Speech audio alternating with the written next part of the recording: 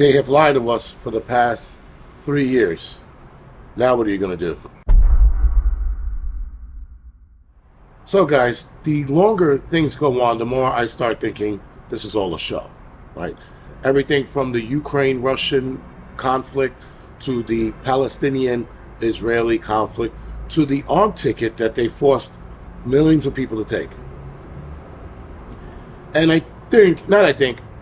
I know we've been lied to for a long time. I mean, hell, probably since the inception of this government, the American people has been lied to on some level.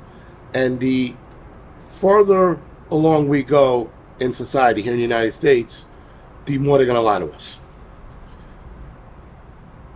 As preppers, guys, there is a delicate balance in not believing everything's a lie, but not believing everything.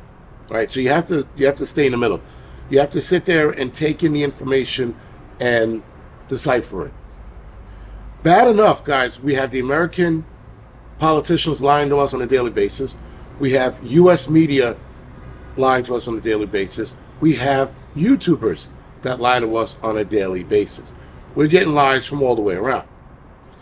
Now, the reason why I'm doing this video is because, again, a lot of people do reach out to me and they're scared.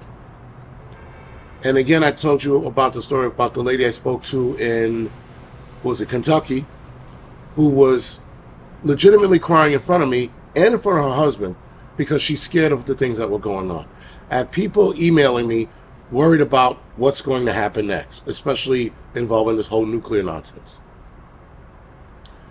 But I'm starting to see the pattern of the lie. The whole Ukraine-Russia thing, straight up and down, Broadway show. The Palestinian, or rather the Israeli-Hamas or Palestinian fight, that's a Broadway show too. I know it's going to piss off a lot of people. That was real. Israel allowed that to happen to their country.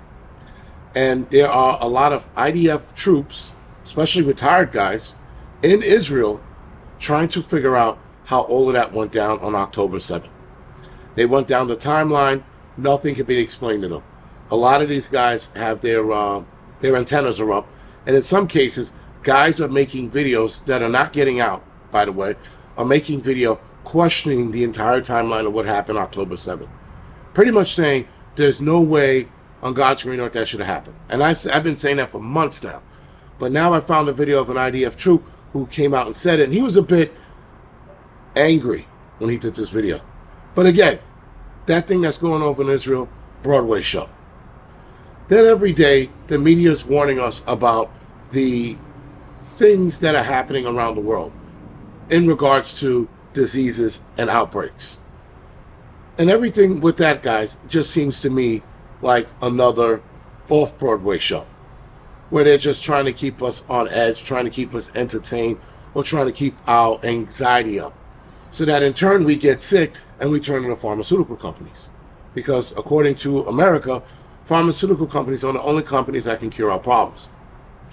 Never mind the bullshit that's in our food, creating 90% of our problems.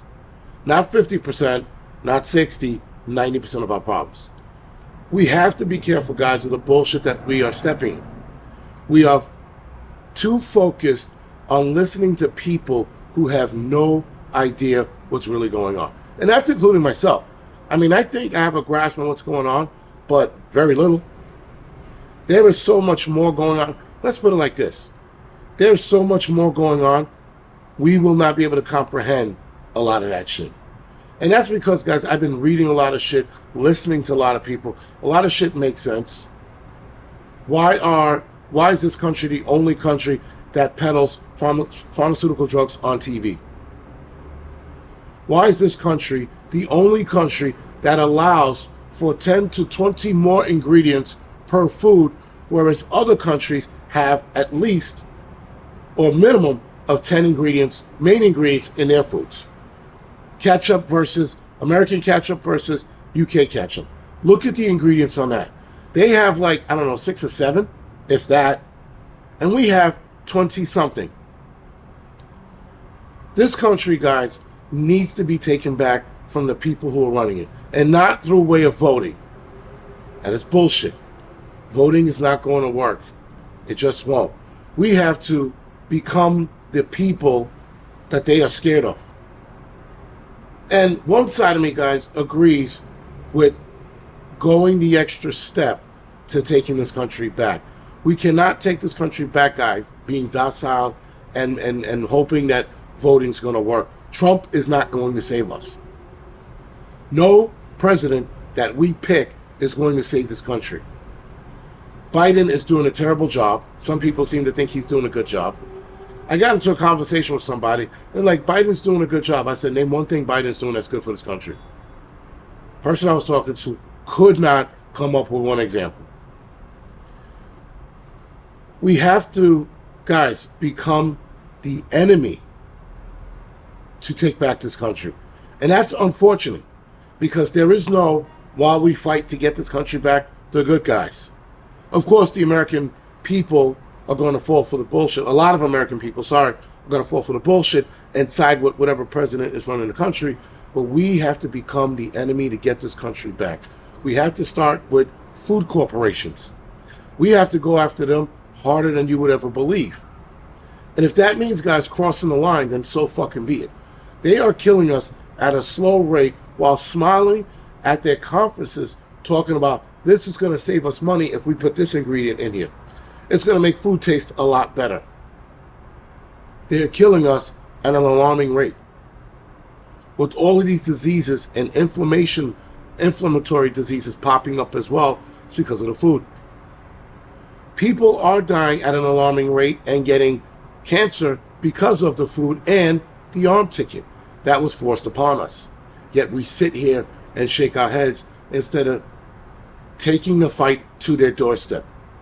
And now I know, guys, a lot of us are not going to do this because we're comfortable in our ways. We've become the bitches that our ancestors were hoping we wouldn't become. We have to fight on all fronts now, unfortunately. And I know a lot of people don't want to do that because a lot of people are comfortable in their ways. This is just me ranting because I'm noticing the bullshit. I have another rant about YouTubers coming up because that rant is probably a little more important than this rant because it starts, guys, with the little things and then it grows into bigger things. Maybe we could tackle small things first and then grow into something bigger. Maybe we should do it that way and not try to take everything on at once, like I was just saying. But nonetheless, guys, we're going to have to step up to the plate. We're going to have to change things forcefully. We cannot change things sitting by waiting for the right person to take over this country and lead us in the right direction. Yes, could we vote a president in who look at the food industry and go, are you fucking kidding me? We're going to make a law and we're going to outlaw X amount of products or ingredients in our food. And if that was me, that would be the first thing I tackle. I'd be like, you know what? We're going to tackle food. And we're going to 98% of the shit that does not belong in our food. That's me. And I think, yes, a president could do that. That would be a great step in the right direction. But there are other things that need to be done. There are people in play that need to be taken out. That's an entirely different conversation for a different day. Anyway, guys, this is the Angry Prepper. Thank you for watching.